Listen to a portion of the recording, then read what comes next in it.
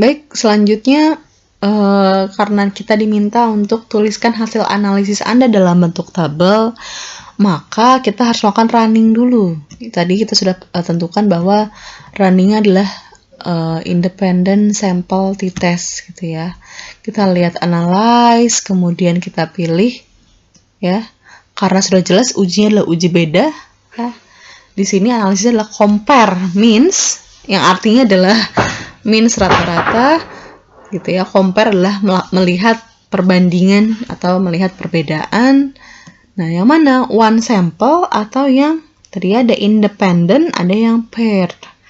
Ini yang tadi saya tentukan. Secara strategi penentuan uji, teman-teman harus tahu apa yang harus kita gunakan dalam melakukan uji tersebut.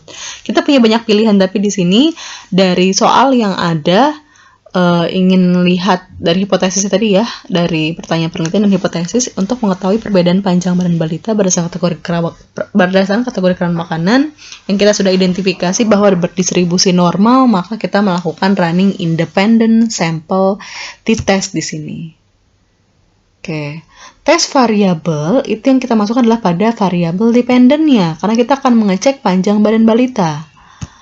Nah, ini yang tadi saya bilang, kemarin saya bilang ini penting untuk measure-nya apa nih? Ini berarti scale, tandanya dia merupakan data ukur. Sedangkan kalau yang ini tadi status gizi balita ya, sama-sama dari data yang mungkin data sebelumnya, ini stunting. Nah, stunting ini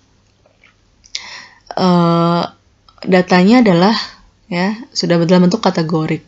Kita jangan sampai salah memasukkannya, karena outcome-nya di sini yang diminta adalah perbedaan panjang badan balita. Maka yang harus kita keluarkan pada tes variabel, inilah variabel dependentnya.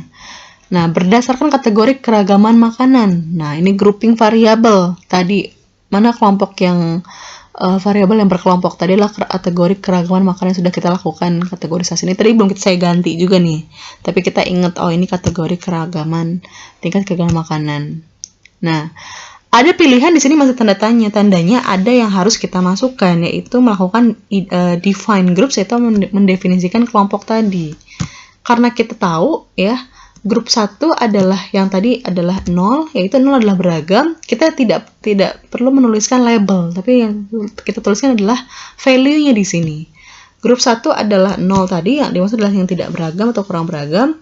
Grup 2 adalah 1, yaitu yang beragam. Nah, ini disesuaikan dengan value yang tadi teman-teman lakukan pada kategorisasi keragaman makanan. Oke ya, ini continue. Kemudian opsinya boleh kita lihat di sini. Nah, confidence intervalnya berapa? Jika tingkat signifikansinya 5%, maka CI-nya 95% gitu ya. Ini tergantung dari pertanyaan. Tapi pada pertanyaan sosial misalnya, kita biasanya menggunakan confidence intervalnya 95% itu cukup gitu ya. Tapi kalau pada uji-uji klinis, mungkin sebaiknya menggunakan confidence intervalnya 90% atau 97% atau 98%. Nah, ini dikontinukan saja. Ini sudah tidak tanda tanya, tandanya sudah siap kita running untuk di-oke-kan. Oke, akan muncul pada outputnya. Nah, ini udah kelihatan nih di sini. T-test, kita melakukan log t-test ya. Ini melakukan grup statistik tadi, kemudian kita melihat hasilnya independent sample t-test. Nah, ini yang mana nih? Kita jadikan hasil tadi. Seperti di biostat inference gitu ya, teman-teman akan melihat apakah dari living testnya ataukah dari sign to tail-nya, yang mana yang kita jadikan gambaran gitu ya. Apakah variance-nya tadi assume atau variance-nya not assume. Di sini variance-nya tidak kita ketahui sebenarnya. Maka kita menggunakan sign to tail yang bawah. Nih. P-nya adalah 0,869. Maka kita tuliskan hasil analisisnya dalam bentuk tabel. Bagaimana gambaran dalam interpretasi dalam tabel tadi? Ini saya sudah punya kunci jawabannya. Biar nggak lama kita tuliskan. Nah, ini.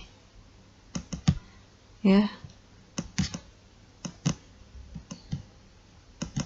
Nih, kan kita ingin lihat bedanya.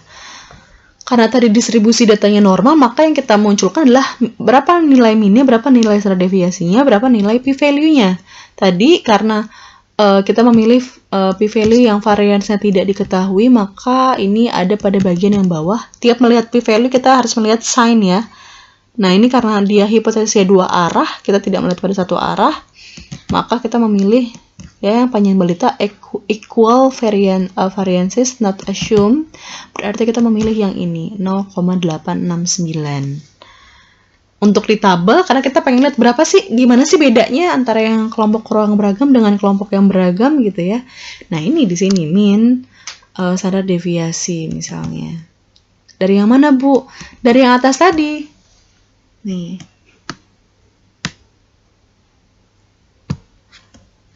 Ini kita taruh yang kelompok kurang beragam, minnya adalah 73,9647 gitu ya. Yang beragam, min dan standar deviasinya adalah ini tadi.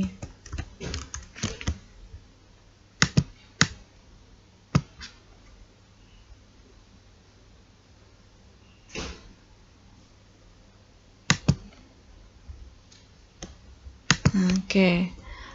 Bagaimana interpretasinya gitu ya. Sama seperti interpretasi yang dulu pernah teman pelajari di Biostat Inference. Berdasarkan tabel di atas, rata-rata panjang badan balita pada responden yang kurang beragam sebesar nih ya. Rata-rata panjang balita pada responden yang kurang beragam sebesar 73,9647. Sedangkan untuk responden dengan makanan yang beragam sebesar 74,11 dengan standar deviasinya 3,44. Nah, hasil uji statistiknya adalah 0,869 karena tadi kita tentukan si A-nya 95%, karena alpha tingkat signifikansi 5%, maka nilai ini lebih dari 0,05. Maka kita bisa simpulkan bahwa tidak ada perbedaan yang signifikan atau yang berarti pada panjang balita antara responden yang makannya beragam dengan yang tidak beragam. Ya, ini P-nya lebih dari 0,05. Nah, jawaban ini yang kita bisa simpulkan untuk menjadi jawaban dari pertanyaan yang nomor 6 dan nomor 7. Ini nomor 6 dan ini nomor 7.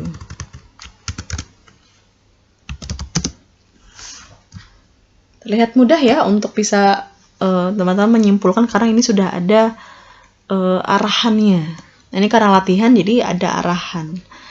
Nanti jika teman-teman mau melakukan suatu analisis, kita teman-teman hanya butuh untuk melihat apa hipotesisnya, tapi tadi stepnya di atas kita sudah tentukan bagaimana distribusi datanya. Jika step di atas ini tidak tertulis gitu ya, maka kita sudah sadar sendiri bahwa di sini variabel dependennya adalah panjang balita, kemudian variabel independennya atau yang dikatakan kelompok adalah kerawan makanan. Nah, ini dua kelompok. Oke, berarti saya akan melakukan ujinya. Sebentar, ini skalanya adalah numerik. Dan dia kita tentukan dulu berarti berdistribusi normal atau tidak normal. Jika berdistribusi normal, maka kita lakukan analisis panjang badan balita dengan independent sample t-test. Jika tidak, kita menggunakan Mann-Whitney. Pilihannya kalau Mann-Whitney adanya di mana? Adanya di yang bawah. Jadi yang analyze tadi, comparison ini adalah untuk yang uji beda. Ini untuk uji beda semua yang distribusi datanya normal.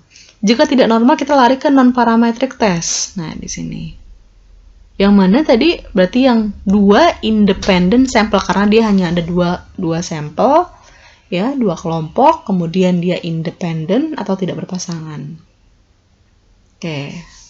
Saya rasa cukup. Ini adalah jawaban untuk kita melakukan running data sampai kepada tahapan bagaimana menjawab hipotesis dari pertanyaan ini. Terima kasih. Wassalamualaikum warahmatullahi wabarakatuh.